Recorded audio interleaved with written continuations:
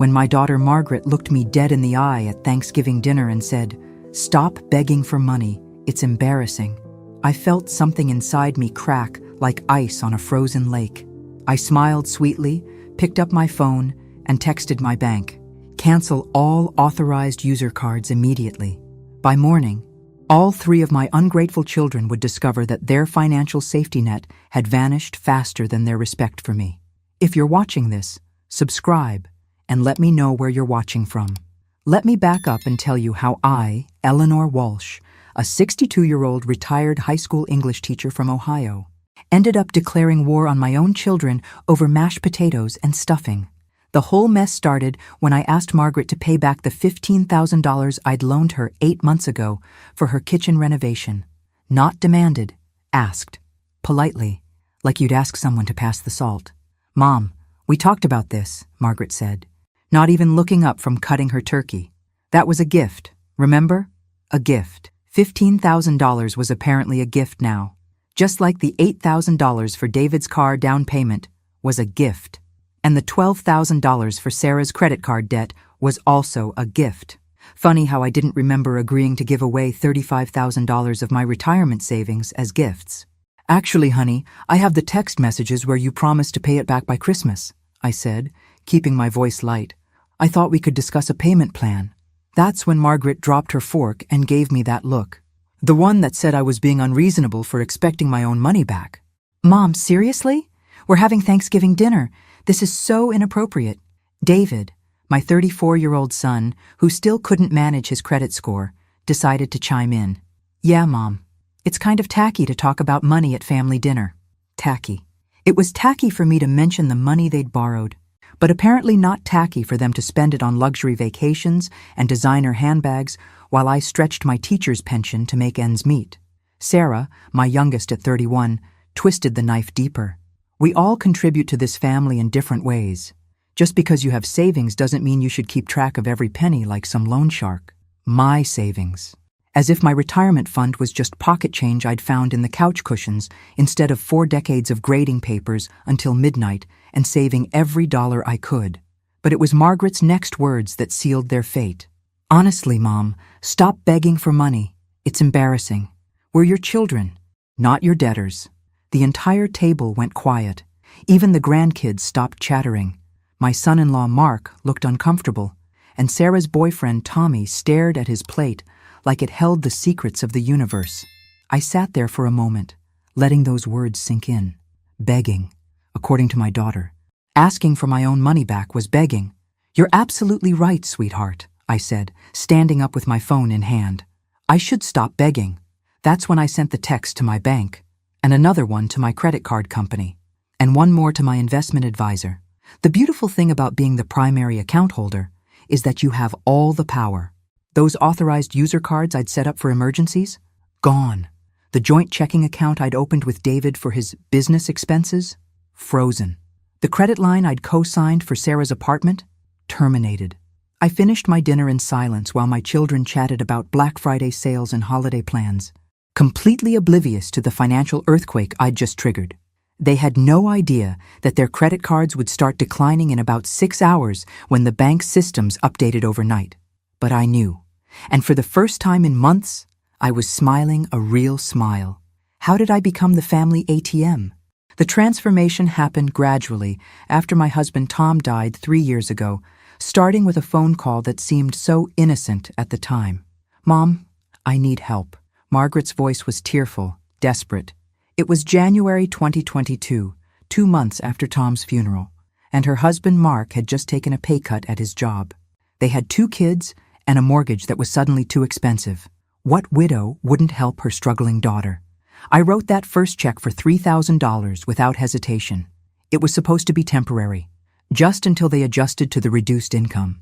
Margaret promised to pay me back in 6 months when Mark's performance review came up. 6 months passed.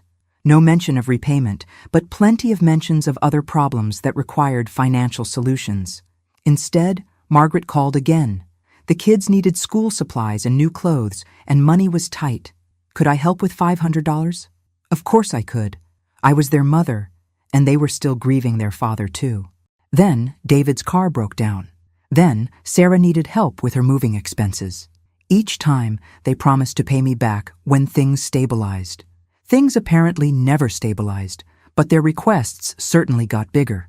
By early 2024, I was practically funding their entire lifestyle, Margaret's kitchen renovation, David's investment opportunity that turned out to be a cryptocurrency scam, Sarah's credit card bills from shopping sprees I couldn't afford for myself.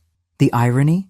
While I was emptying my savings to keep them afloat, I was eating generic soup for dinner and wearing the same cardigans I'd owned for a decade. My own children thought I was wealthy because I helped them, but I was slowly draining my teacher's pension to subsidize their middle-class lifestyle. I told myself it was temporary. I told myself they'd remember my generosity when they got back on their feet. I told myself a lot of things that turned out to be complete nonsense. The wake-up call should have been David's birthday party last year. I gave him a check for $2,000 to help with his rent, and an hour later, I overheard him telling his girlfriend's parents that his rich mom always came through when he needed cash. Rich. The woman who hadn't bought herself new shoes in 2 years was rich according to her son. But I kept writing checks because that's what mothers do, right? We sacrifice for our children. We put their needs before our own. We give until it hurts, and then give some more. What I didn't realize was that my children had stopped seeing me as a person with my own needs, and started seeing me as a resource to be managed. I wasn't their mother anymore. I was their personal bank, and they'd gotten very comfortable making withdrawals without any intention of making deposits.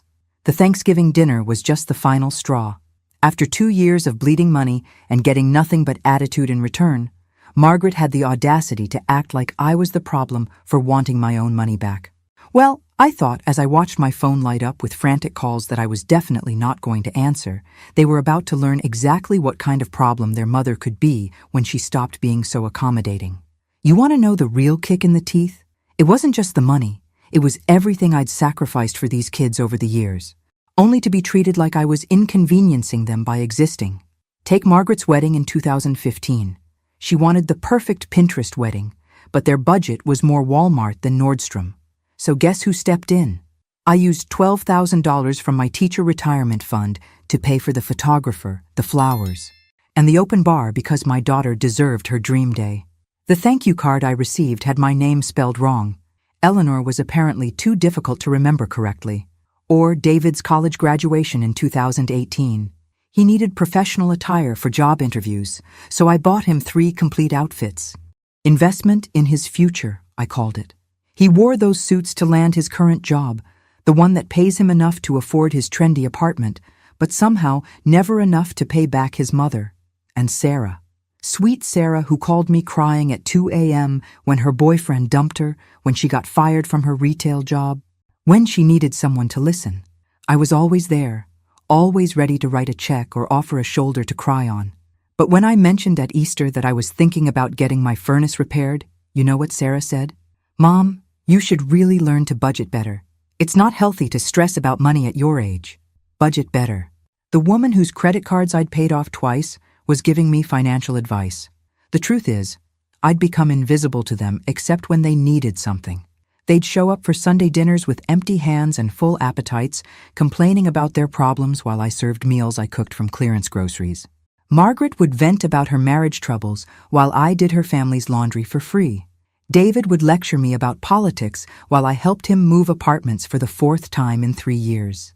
Sarah would scroll through her phone while I babysat her cat every weekend. I was the unpaid therapist. Babysitter, housekeeper, and bank all rolled into one convenient mother-shaped package. But here's what really gets me. They genuinely believed they were doing me favors by spending time with me. Like I should be grateful that my successful, independent children bothered to include their lonely old mother in their busy lives. Margaret actually said that to me once. "Mom, we make an effort to visit you because we know you get lonely since Dad died, but you can't expect us to solve all your problems." My problems. Apparently, wanting my own money back was my problem, not their problem for taking it in the first place. The night after Thanksgiving, while my phone buzzed incessantly with their increasingly frantic calls, I sat in my quiet house and made a detailed list.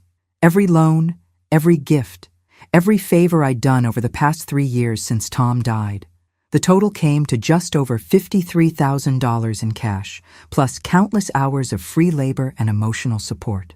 $53,000 I'd never see again, given to children who thought asking for it back was embarrassing. Well, they hadn't seen embarrassing yet, but they were about to learn what real embarrassment looked like.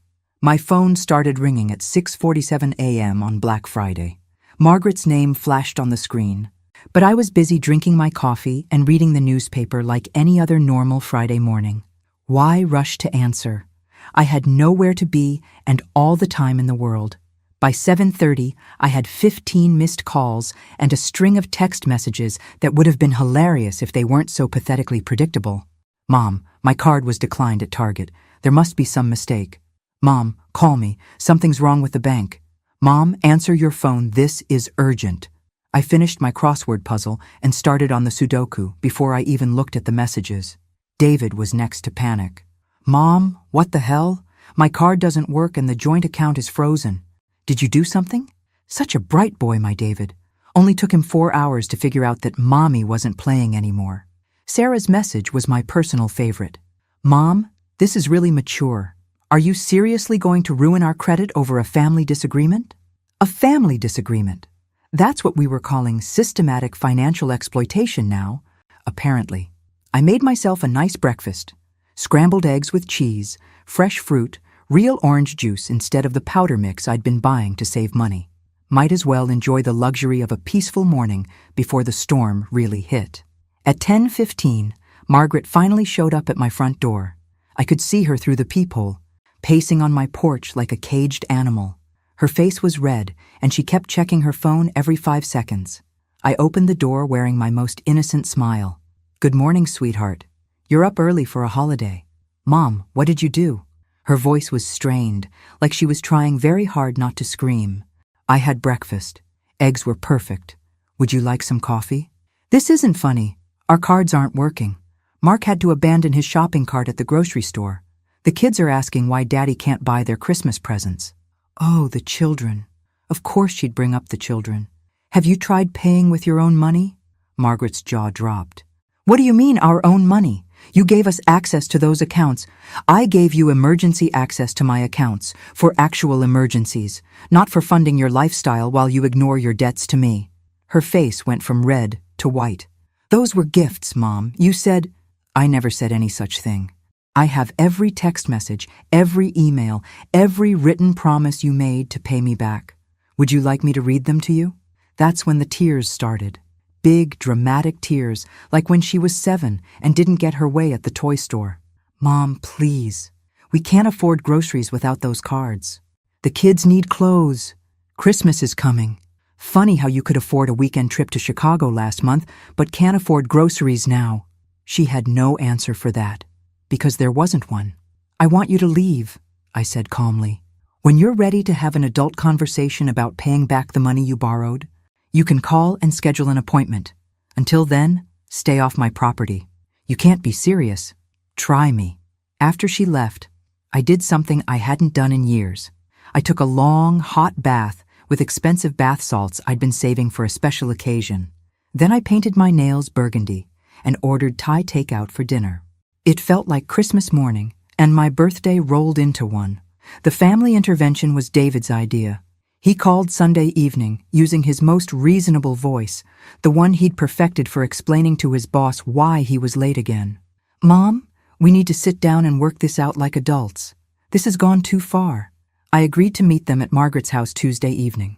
Not because I was ready to cave, but because I was curious to see what kind of strategy they'd cooked up over the long weekend.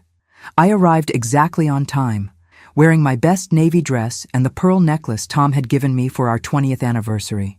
If we were having a family meeting, I was going to look like the dignified, successful woman I'd forgotten I could be. They were all there, Margaret and Mark, David and his girlfriend Jessica, Sarah and her current boyfriend, whose name I couldn't be bothered to remember. They'd arranged themselves around the living room like a tribunal, all serious faces and folded hands. Margaret had obviously been elected spokesperson. Mom, we've been talking, and we think you're having some kind of emotional breakdown. I nearly laughed out loud. An emotional breakdown.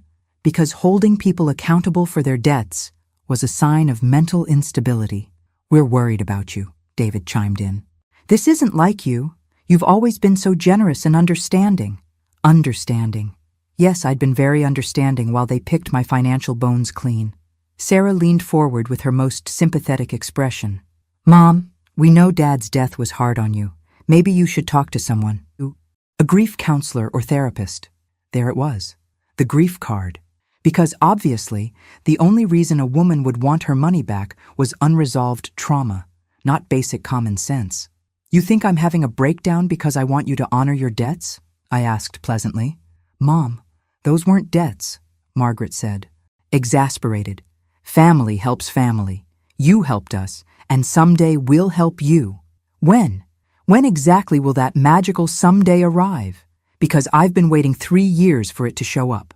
Mark, bless his heart, tried to play mediator. "Mrs. Walsh, maybe we could work out a payment plan. Something reasonable that works for everyone."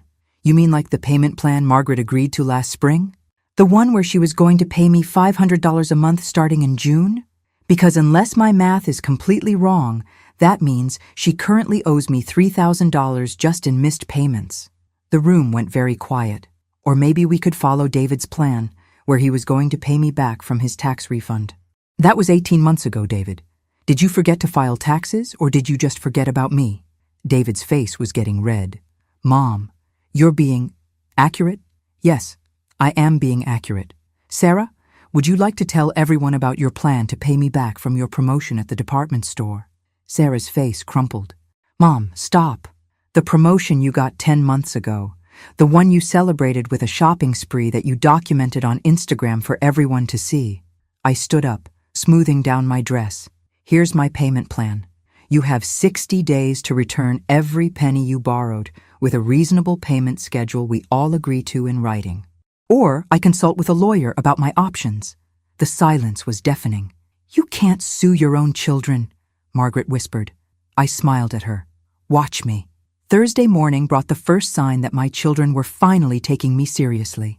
Sarah showed up at my house at 8 a.m. with an envelope full of cash, $200, which she claimed was everything she had in her checking and savings accounts. "Mom, please, I'm trying to make this right." I looked at the crumpled bills in my hand. Sarah owed me $12,000, and she thought $1,200 was going to fix this. "Sweetheart, this doesn't even cover 1 month of missed payments on what you owe me. It's all I have right now. But I can get more. I can pick up extra shifts at work, maybe sell some things."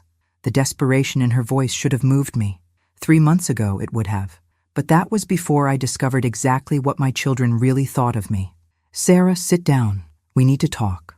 She perched on the edge of my couch like she was ready to bolt at any second. "When you were 18, you overdrew your checking account and came to me for help. Do you remember what I told you about managing money?" Her face went pale. "That borrowing money creates an obligation, and obligations have to be honored. And what did I say about family and trust? That family relationships should be built on respect, not convenience. So explain to me how borrowing money with no intention of paying it back shows respect for our relationship." Sarah started crying then. Not the manipulative tears she'd perfected as a teenager, but real, ugly sobs. "I didn't mean for it to happen this way. I always planned to pay you back. But then other things came up, and it seemed like you didn't really need the money anyway because you kept offering to help. Because I kept offering to help, you thought that meant you didn't have to pay me back. No, that's not. I mean," she wiped her nose with her sleeve. "Mom, I screwed up. I know I screwed up. But cutting us off completely isn't going to fix anything." That's when I told her what I'd discovered Tuesday afternoon when I finally went through 18 months of bank statements and credit card records that had been piling up on my desk. "Sarah, you've been using my credit card for unauthorized purchases. The statements go to my old P.O. box from when I was having mail forwarding issues after Dad died, so I didn't see them regularly." Her face went from white to green. "I was going to tell you." "When? When were you going to tell me that you've been using my card number for gas, restaurants, and online shopping for the past year? I needed those things."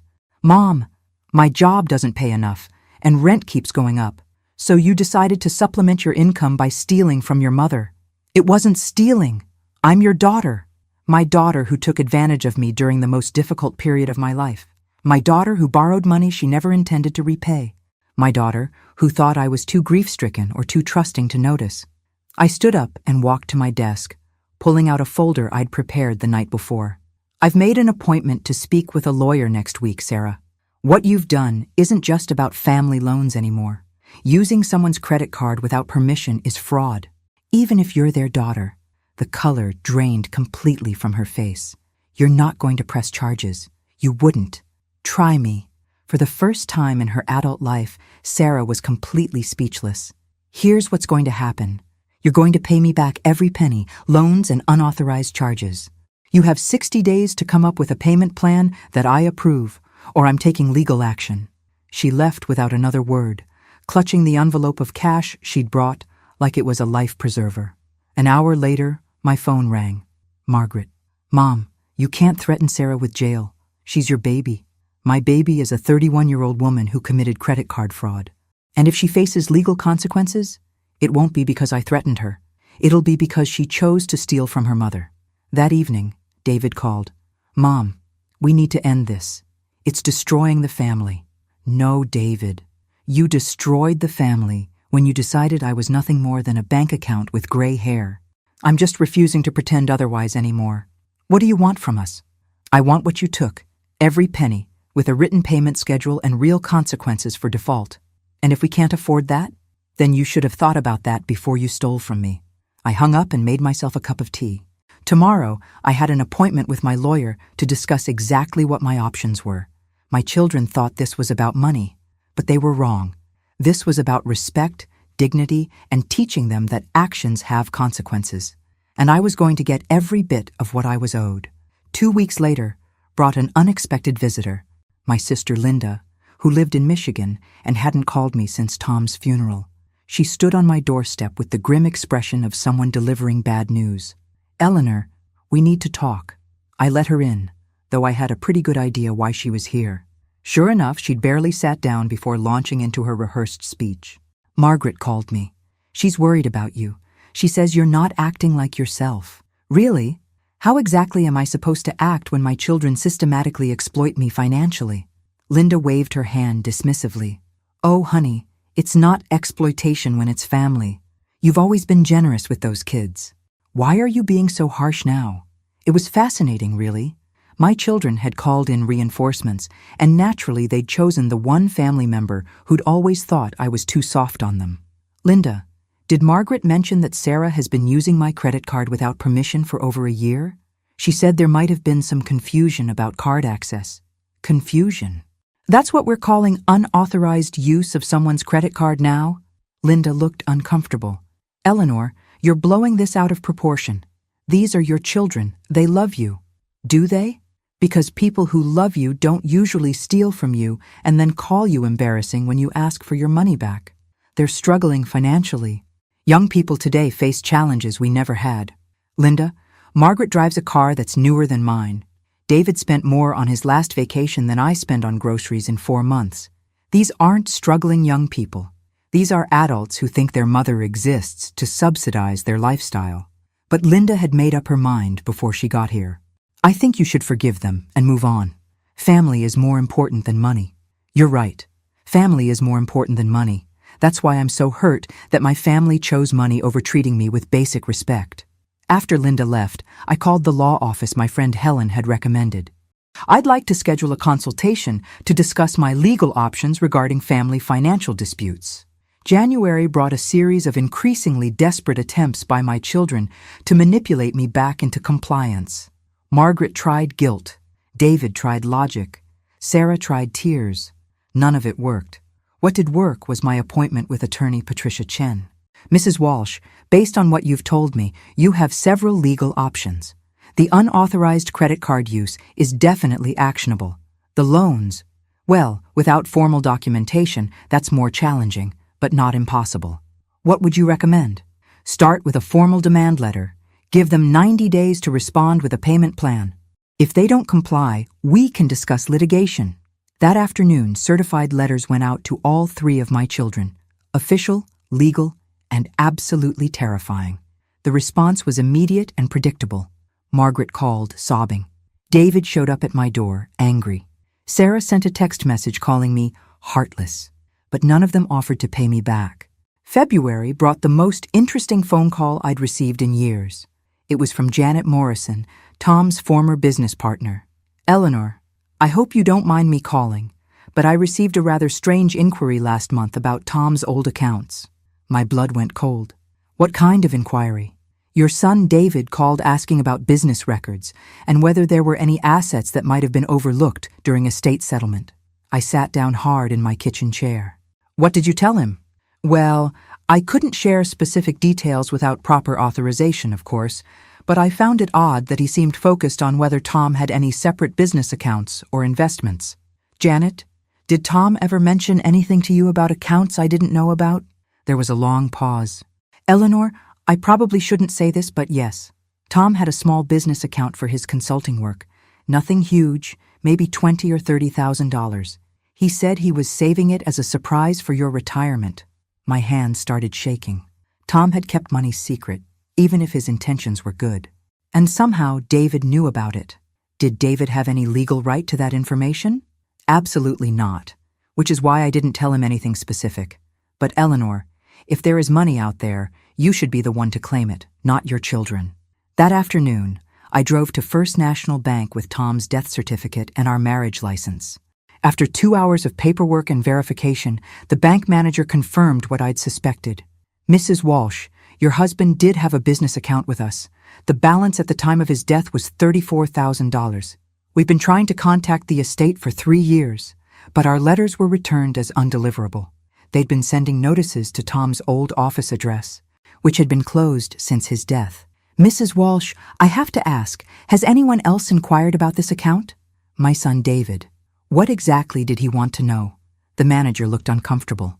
He claimed to be the executor of your husband's estate and asked about accessing the funds. When we asked for documentation, he said he'd get back to us. That was 6 weeks ago. David had been trying to steal money that belonged to me, money I didn't even know existed. What do I need to do to claim this account? Since you're the surviving spouse and there's no will specifying otherwise, the funds belong to you.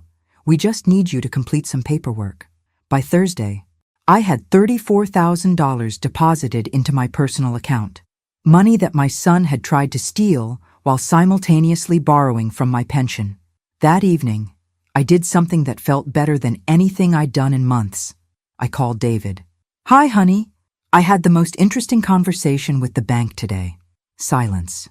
They told me about your inquiry regarding your father's business account, the one you tried to access without authorization. Mom, I can explain. I'm sure you can. Just like you explained why you needed to borrow $8,000 for a car when you were planning to steal $34,000 from your father's account. It wasn't stealing. You thought you could access money that legally belonged to me while simultaneously taking loans from my pension. That's not just stealing, David. That's systematic fraud. The phone went quiet for so long I thought he'd hung up. Mom, please. I wasn't trying to hurt you. No, you were just trying to rob me. There's a difference. I hung up and poured myself a glass of wine. Tomorrow, I was adding attempted bank fraud to my list of grievances against my son. March brought the meeting I'd been dreading and anticipating in equal measure. My 3 children had finally agreed to sit down with me and attorney Patricia Chen to discuss a formal resolution. We met at Patricia's office on a gray Thursday afternoon. Margaret, David, and Sarah arrived with their own lawyer, a nervous young man named Rodriguez, who looked like he'd rather be anywhere else. Patricia had prepared meticulously. We're here to discuss Mrs. Walsh's claims against her 3 adult children for approximately $53,000 in unpaid loans, plus unauthorized credit card charges totaling $2,400, plus attempted fraud regarding Mr. Walsh's business account. Rodriguez shifted uncomfortably. My clients maintain that the money transfers were gifts, not loans. Patricia slid a thick folder across the table. These are copies of text messages, emails, and written notes where all 3 defendants explicitly promised to repay money they borrowed. There are also bank records showing systematic patterns of requests and transfers. I watched my children's faces as their lawyer reviewed the evidence. Margaret looked sick. David was staring at his hands. Sarah was crying quietly. Furthermore, Patricia continued, we have evidence that Mr. David Walsh attempted to access a bank account belonging to his deceased father without proper authorization. The bank has confirmed that Mrs. Walsh is the legal owner of those funds. Rodriguez looked defeated. What are you asking for? Full repayment of all loans with interest, reimbursement for unauthorized credit card charges, and a formal payment plan with legal enforcement mechanisms. And if they can't afford that? Patricia's smile was razor-sharp. Then we'll see them in court. The negotiations took 4 hours. In the end, my children agreed to repay $55,400 in total, $53,000 in loans, plus $2,400 in unauthorized charges. Pay interest at 6% annually from the original loan dates. Submit to a 3-year payment plan with automatic deductions from their paychecks. Cover all legal fees. If they defaulted, I could garnish their wages or place liens on their property. As we left the law office, Margaret grabbed my arm. Mom, please, can't we work this out as a family? I looked at her with the calm clarity that comes from finally seeing the truth. We stopped being a family the moment you decided I was nothing more than a source of funding. This is just business now. That evening, I celebrated with dinner at the nicest restaurant in town. For the first time in 3 years, I ordered exactly what I wanted without checking the prices. My children had taught me the most valuable lesson of my life. Respect isn't given freely. Sometimes it has to be demanded, documented, and legally enforced. But they'd also given me something else. The motivation to stop living my life for other people's approval and start living it for myself. By May, the monthly payments were coming in like clockwork. Margaret, $587 per month for 3 years. David, $634 per month for 3 years. Sarah, $421 per month for 3 years. It was amazing how responsible they became when their wages were being garnished automatically. But the real surprise came when I decided to sort through Tom's papers more thoroughly. Hidden in his desk drawer, I found a manila envelope marked, "For Eleanor, open after my death." Inside was a letter that changed everything I thought I knew about my marriage. My dearest Eleanor, if you're reading this, I'm gone, and there are things you need to know. The business account Janet probably told you about was supposed to be a surprise for our 35th anniversary. I wanted to take you to Ireland like we always planned. But there's more. I've been having symptoms I haven't told you about. Memory problems, confusion. I was terrified I was developing dementia like my father, and I didn't want to burden you with another sick husband to care for. I told David about the account because I was afraid I might forget about it entirely, and I wanted to make sure you got the money eventually. I never meant for him to try to access it himself. I also want you to know that I've been proud of you every day of our marriage. You're stronger than you know, smarter than you give yourself credit for, and you deserve better than a husband who was too proud to share his fears. Don't let the children take advantage of your kindness the way I sometimes did. You have my permission to be selfish for once. All my love, Tom P.S. There's a safety deposit box at Second National. The key is taped under my jewelry box. Happy anniversary, my love. I sat in his study for an hour, crying for the husband I'd lost and the fears he'd carried alone. But I also felt something else. Relief. Tom hadn't been trying to deceive me. He'd been trying to protect me while dealing with his own terror about losing his mind. The safety deposit box contained another surprise. $15,000 in savings bonds and a simple jewelry box with a note. For the strong, beautiful woman who deserves better than a man who kept secrets. I drove straight to the bank and deposited the bonds. Then I did something I hadn't done in 15 years. I went shopping for myself. New clothes, new shoes, a proper haircut at an expensive salon. That evening, I called each of my children. I found your father's letter, I told them. I understand now why David knew about the account, but that doesn't excuse trying to access it without telling me. Margaret was the first to speak. Mom, we didn't know about Dad's health fears. He never said anything to us. Your father was a proud man who didn't want to worry anyone. But that's not an excuse for how you've treated me since his death. We're sorry, Sarah said, and for the first time, she sounded like she meant it. Sorry doesn't give me back 3 years of being treated like an ATM, but it's a start. David cleared his throat. Mom, when the payments are done, do you think we can try to rebuild our relationship? I thought about that for a long moment. Maybe, but it will be a different relationship, one based on mutual respect, not obligation or convenience. We understand, Margaret said. I hope you do, because the woman who wrote checks just to keep the peace is gone. You're going to have to earn your way back into my life. After I hung up, I sat on my back porch with a glass of wine and watched the sunset. For the first time since Tom died, I felt like myself again. Strong, independent, and finally free. 2 years later, I was sitting in my new apartment in a lovely senior community outside Columbus, reviewing my monthly statements with profound satisfaction. All 3 payment plans were current. In fact, David had just made his final payment 2 months early. My phone rang. It was Margaret. Mom, I wanted to call because David told us he's finished paying you back, and we wanted to ask, would you consider having dinner with us, all of us together?